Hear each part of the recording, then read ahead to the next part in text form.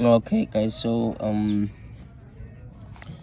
this video we'll be dealing with partial derivatives, not fractions. Sorry about that, it's actually partial derivatives. So for partial derivatives, you will be given a function of x and y, and then you might be required to find f of x, f of y, f of xx, f of yy, f of yx, f of xy. It depends on the question, but in this specific question that we took here, this example, they say we should show that f of x y is equal to f of yx, and also find f of xx. And the given function is sine to the angle of y squared plus x. So what we have to do now, we need to first find our f of x. We will also need to find our f of y, so that we can do any other thing that we want to do. So if we are deriving this function with respect, as they say, it's partial, meaning which now we're deriving this function with respect to x, we treat y as a constant. So what we have to do here is that sine changes to cos, function remains the same. If you derive x, you will get a 1, which the 1 is already there, so there's nothing else that I can do there. But if we derive this function with respect to y partially, meaning which now we ignore one of the variables and then we focus on one of them. So here we have y squared, and we're deriving with respect to y. We have y squared. If you derive this thing, now you will get what? You will get a 2 y sine y squared plus x.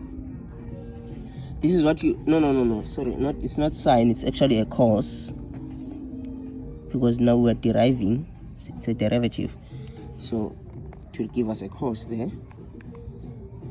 These are the two things that we have at this point, and then now we have to prove, for us to get, we need to find our f of, okay, let's start here, our f of y of x, meaning which we derive f of x with respect to y now. So we are deriving this function with respect to y. It's f of x with respect to y. So we are deriving f of x with respect to y, which will now give us a 2y, but it has to be negative because this gives us a negative sign. And then we have y squared plus x, like that. That's our f of x y, I mean of yx. And then now we also have to find our f of x y, meaning which now we're deriving f of x with respect, we're deriving f of y with respect to x. We are respecting x in this case. So if we're respecting x, we know that cos changes to negative sign, and if we are respecting x, this thing will have no effect, so we'll just keep it constant as it is. Sine, also in here it will be squared plus x.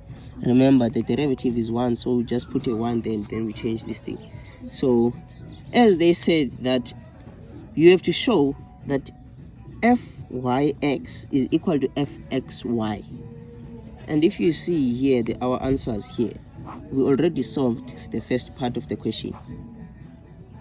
These two are equal, therefore f of xy is really equal to f of yx. This is always the case. This is always the case. And then now going to the second part of the question, they say they want fxx. So our f of xx, remember I said at this point we're saying f of y, which is this one, f of y with respect to x. So it still the same here, it's f of x with respect to x. So in this case now we are still taking the f of x, but we are respecting x. If we are respecting x in this case, we'll just have a negative, and then this changes to sine, because x will just give us a 1. The derivative of x is here, it's just 1, and then now we'll be having y squared plus x. This is our f of x.